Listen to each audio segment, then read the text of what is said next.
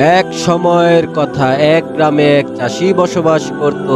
সে তার ক্ষেতের ফসল ফলিয়ে জীবিকা নির্বাহন করত।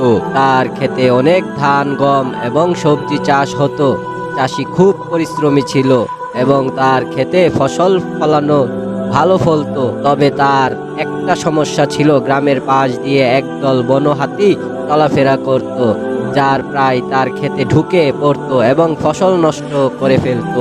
চাষি প্রথমে ভয় পেত, কারণ হাতিরা বিশাল শক্তিশালী ছিল, কিন্তু সে ভাবলো যে কিছু একটা করতে হবে, নইলে তার ফসল সব শেষ হয়ে যাবে। চাষি বিভিন্নভাবে হাতিদের তাড়ানোর চেষ্টা করলো।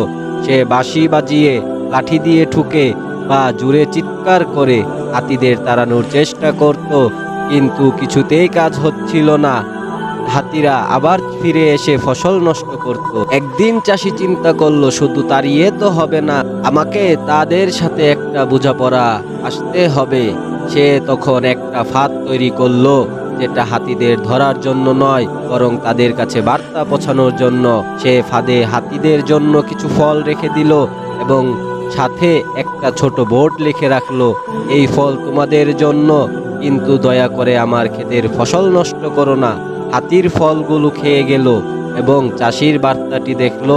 এরপর থেকে চাষি খেতে আর ঢুকে ফল নষ্ট করে না।